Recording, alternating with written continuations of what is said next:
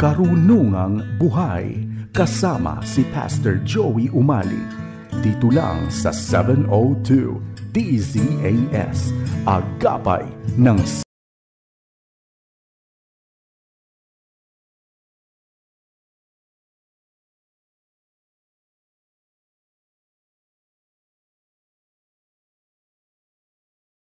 sa Karunungang Buhay. Isang mapagpalang araw sa iyo, kaibigan. Praise the Lord na muli tayong magniniig dito sa ating lingguhang programang Karunungang Buhay. Nais kong batiin ang ating mga masugid na taga-subaybay. Max Manaig, Josephine Carino, Felicidad Espiritu, Isabelita Reyes, Merlita Canawin, Julie Rodriguez, Atin Noli Dairit, Jeremy Estrella Celias, Pastor Jet at Lani Ato. Gaano ba kahalaga sa Panginoong Hesus ang kaligtasan ng isang kaluluwa?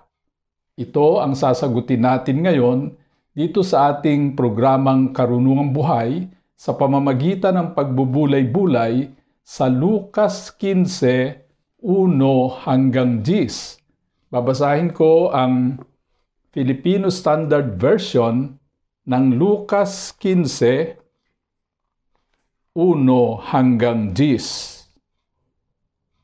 Lumalapit noon kay Jesus ang lahat ng mga maniningil ng buwis at mga makasalanan upang makinig sa kanya. Nagbulungan ang mga Fariseo at ang mga tagapagturo ng kautusan.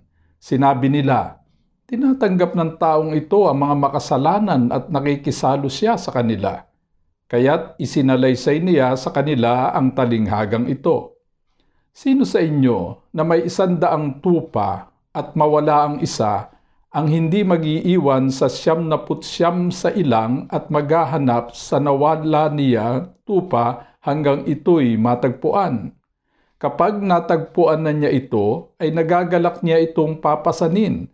At pagdating sa bahay ay aanyayahan niya ang kanyang mga kaibigan at kapitbahay at sasabihin sa kanila, 'Makipagsaya kayo sa akin sapagkat natagpuan ko ang aking nawalang tupa.'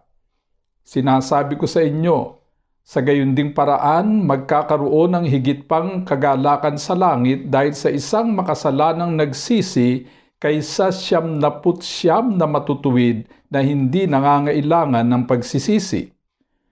O sino kayang babaeng may 10 pirasong salaping pilak, kung mawawalan ng 1 piraso ay hindi magsisindi ng ilawan at magwawalis ng bahay at matyagang maghahanap hanggang sa matagpuan iyon?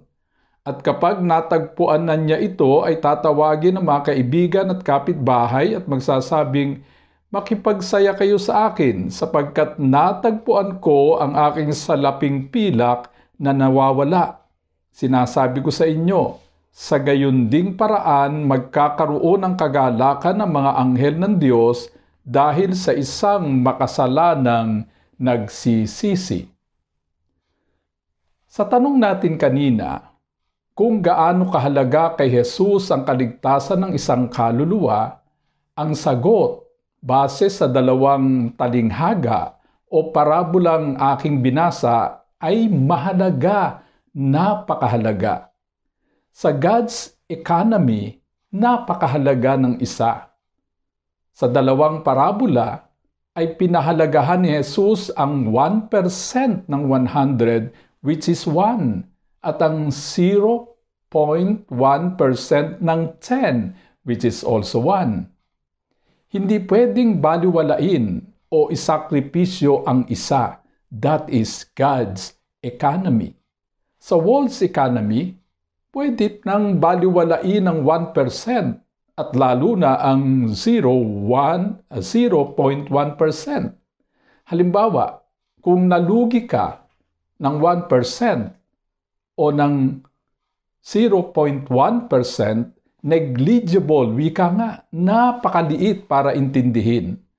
O kaya'y tumaas ang bilang ng mga namatay sa kalamidad ng 1% o 0.1%, wala iyong masyadong halaga. Magkaibang magkaiba ang God's economy at world's economy. Pag-aralan natin ang unang parabola, ang parabola ng nawawalang tupa. Ang kausap ni Jesus sa kwentong ating pinagbubulay-bulay ay ang mga Fariseo at tagapagturo ng kautusan. Sila ang mga pangunahing leader ng lipunan ng mga Hudyo ng panahong iyon. Pinipintasan nila si Jesus sapagkat si Jesus ay nangangaral at nakikisalo sa mga maniningil ng buwis at mga makasalanan. Sapagkat alam ni Jesus ang nilalaman ng kanilang isip at puso, tinanong ni Jesus ang mga Fariseo at tagapagturo ng kautusan na kung mayroon silang 100 tupa at mawala ang isa, hindi ba nila iiwan ang 99 sa ilang upang hanapin ang nawawala hanggang sa ito'y matagpuan? Wala naman tayong nabasang sagot ng mga Fariseo at mga tagapagturo ng kautusan sa tanong na ito ni Jesus. Ang mga ito'y mga pilosopo at umiiwas na mapahiya, sapagkat alam nilang sa bawat sasabihin nila'y tiyak na may isasagot si Jesus. Kaya siguro'y pinili na lamang nilang manahimik. Ngunit maaring sa isip ay sinasabi nila na pababayaan na lamang nilang mawala ang isa kaysa posibleng mapahamak ang 99. That is practicality. Pero sa God's economy, mas mahalaga kaysa practicality ang equitability. Bawat isa'y may magkakaparehong halaga at dangal. No one is insignificant to be expendable. Walang pwedeng itapon, walang pwedeng pabayaan, walang pwedeng ipwera.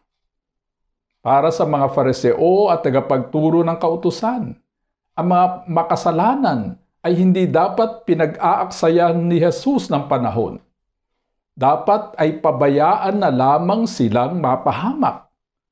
Para sa kanila, ang dapat bigyang pansin ni Jesus ay ang mga matuwid na katulad nila.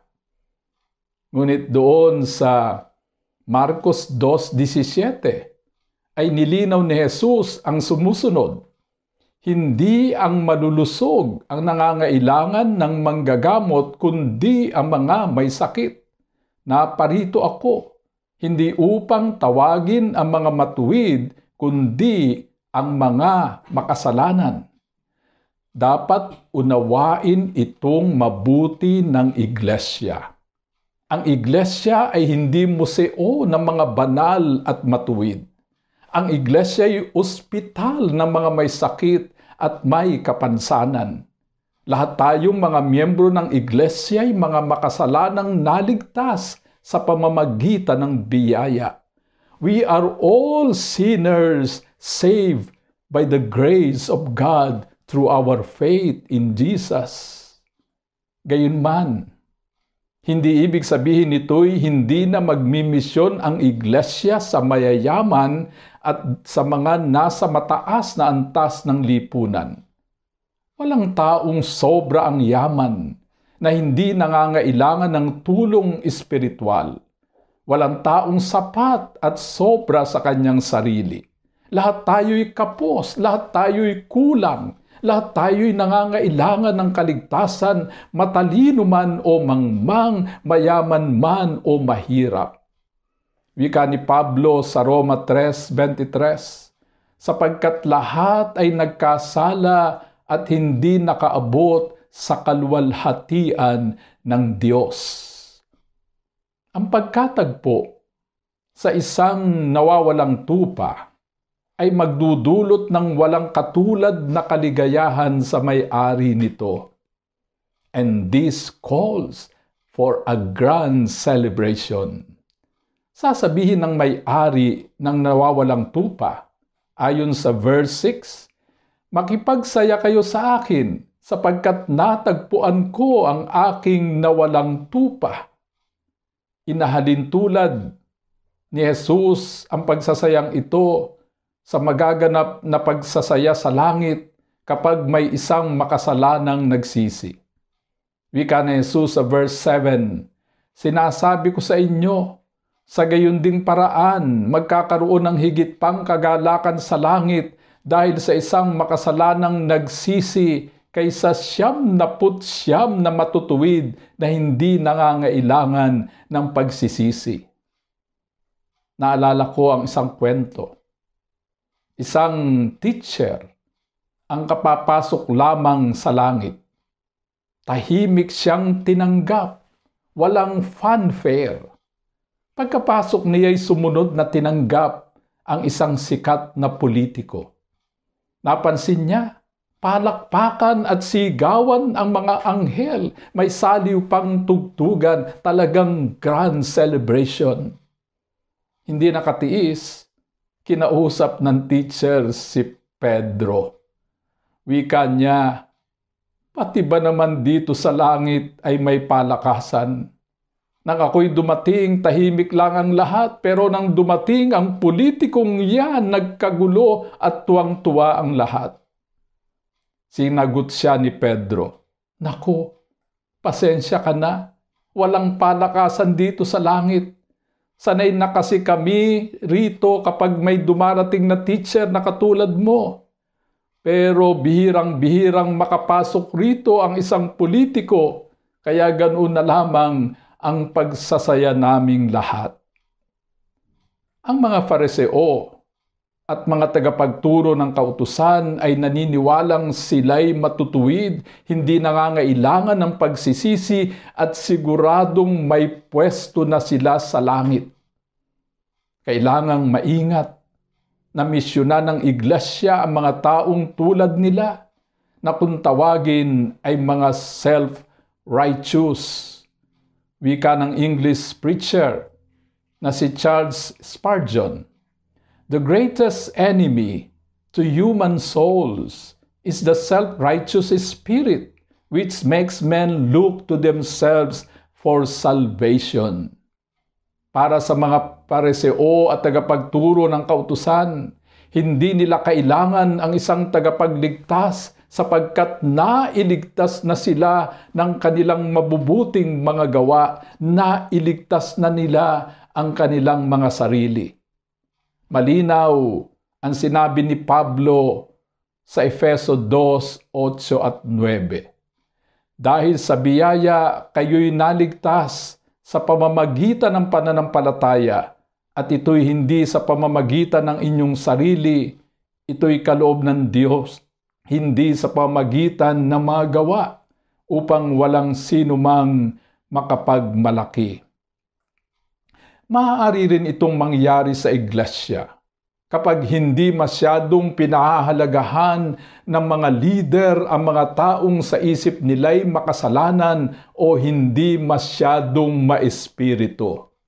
Maraming iglesia ang nauwi sa pagiging social club sapagkat naging exclusive sa mga katropa, kamag-anak at kaibigan, ang mga outsiders ay napupwera.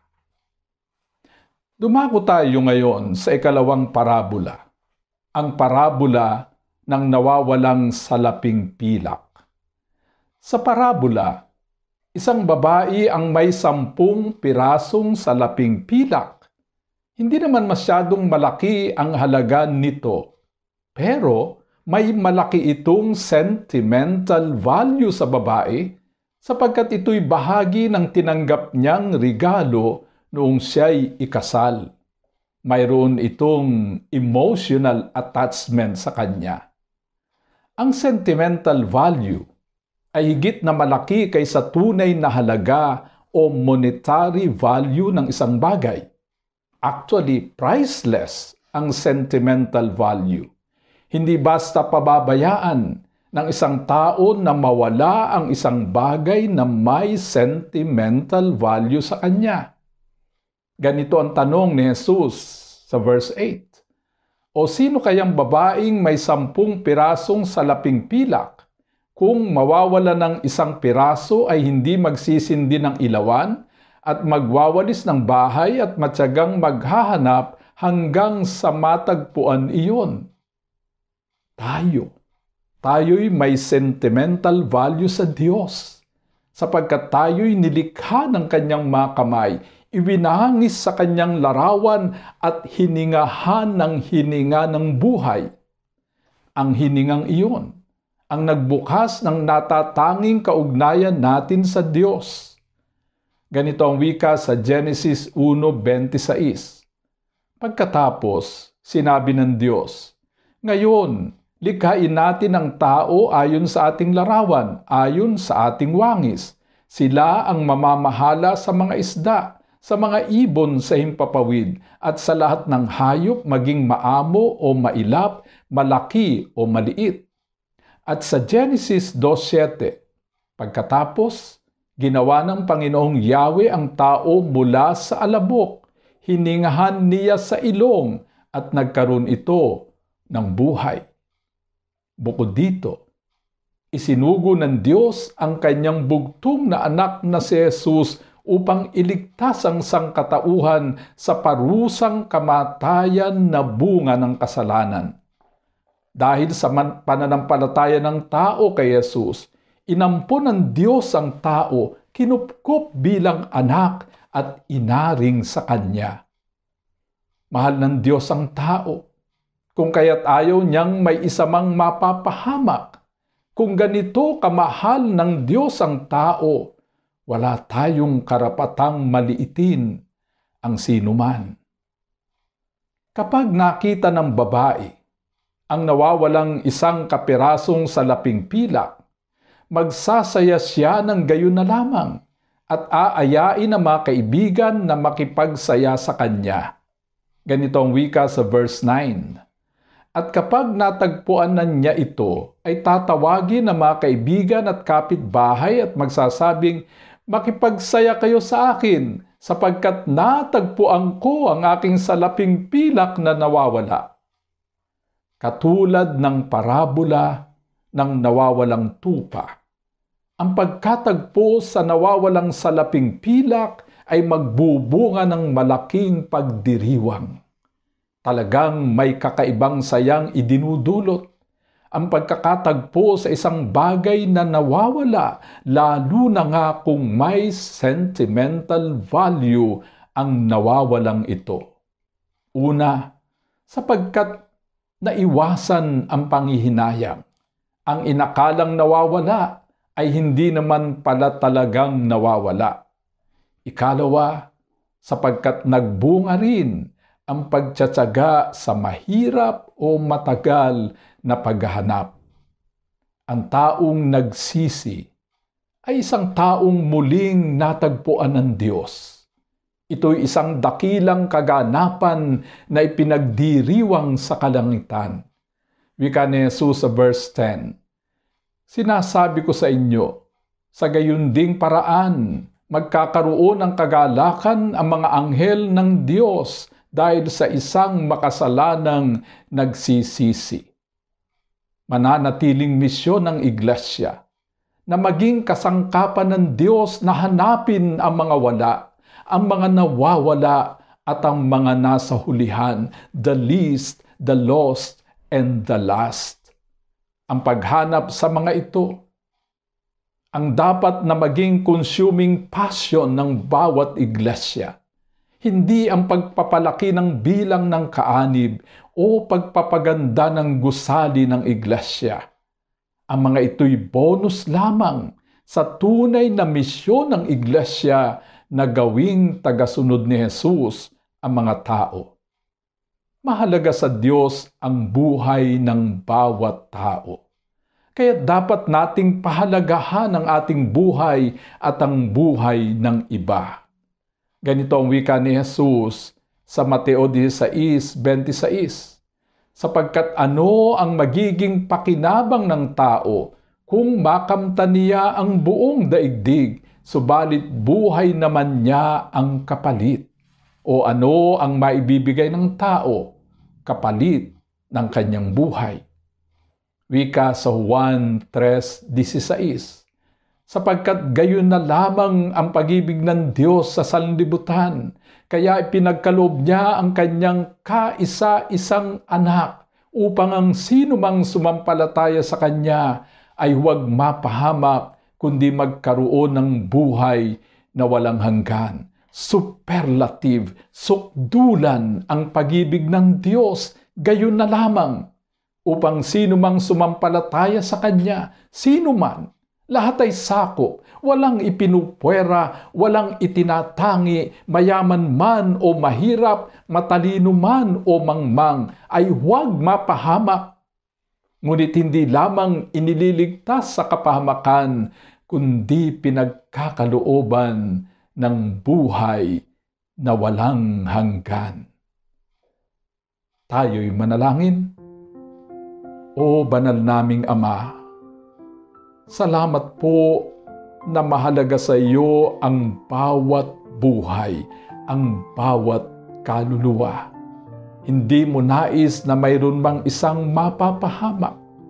Nawa, Panginoon, ito ang maging kaisipan ng bawat tagasunod mo, na maging concern kami sa aming kapwa, sa isang kapwa, sa isang kaluluwa, na gawin namin ang lahat upang kami maging kasangkapan mo ng pagliligtas ng isang kaluluwa. Sa pangalan ng Ama, ng Anak, at ng Banal na Espiritu. Amen. Maraming salamat sa iyong pagsubaybay. Hanggang sa muli, tandaan mo, mahal ka ng Diyos kahapon, ngayon, at bukas.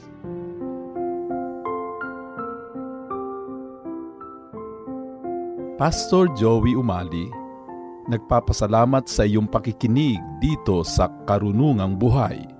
Hanggang sa susunod na linggo, tandaan, ang salita ng Diyos ay karunungang buhay at tanglaw sa ating landas, isa-isip at isa-buhay para sa matagumpay na pamumuhay.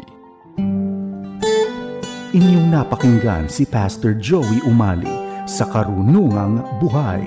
Tunghayan muli ang programang ito dito lang sa 702 DZAS, Agapay ng Sambayanan.